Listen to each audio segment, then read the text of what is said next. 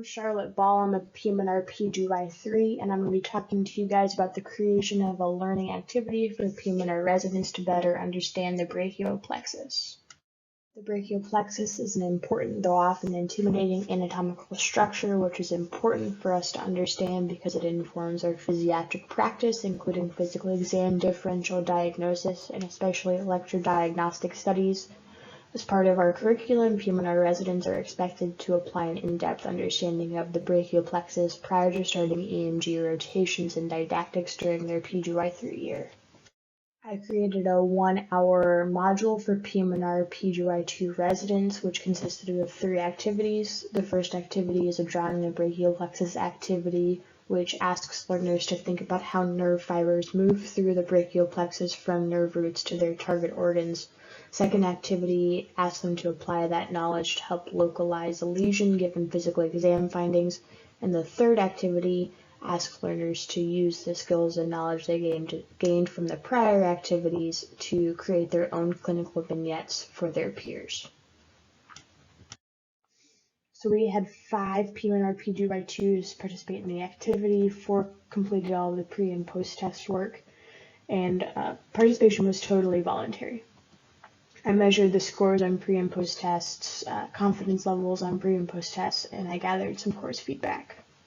Looking at pre- and post-test scores, I asked learners to identify roots, trunks, cords, and nerves for key upper extremity muscles. As you can see here, all learners improved from pre to post-test, with 2 learners actually scoring 100% on the post-test and 1 scoring 97, everyone scoring above 90% on the post-test. And the average score increase from pre to post was 24. Looking at confidence levels, I asked learners to rate their confidence from 0 to 5, 0 indicating no confidence at all, 5 indicating total confidence.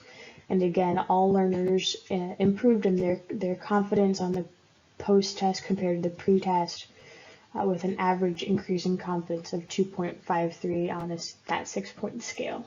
Looking at feedback, the feedback I got was overwhelmingly very positive, with participants saying that they totally agreed that the module was helpful, appropriate for their level of training, and that the first 2 activities were beneficial.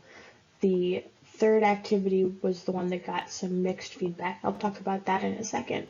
And as far as the comments, residents said that the brachial plexus seemed less daunting now and that this activity would be beneficial for all residents to participate in prior to EMG. After this learning activity, PM&R PGY2s demonstrated an improved fund of knowledge and increased confidence when it came to their understanding of the brachial plexus, and feedback was generally very positive, with the only mixed feedback coming from the clinical vignette activity. I would say that this activity was the one that was most impacted by transition to a virtual setting. It also was the least structured activity.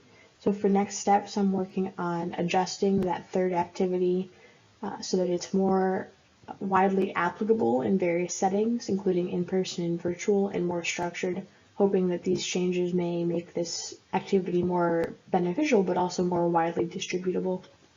I'm hoping to continue to implement this activity ideally as a component of the PGY2 core curriculum, and I also am toying with whether or not this could be adapted and simplified to help medical students initially learn the brachial plexus. So as far as my entrepreneurial mindset, my initial curiosity was whether components of adult learning theory, especially a focus on relevance and problem solving, can help learners gain a fuller understanding of the brachial plexus. And then my current curiosity is whether this is only valuable for more advanced learners like residents, or could a similar module help students first learning about the brachial plexus. For connections, I talked to PM&R PGY2 residents and instructors for the EMG didactic curriculum, and moving forward, I need to connect with our program leadership and other faculty if I want to get this distributed more broadly.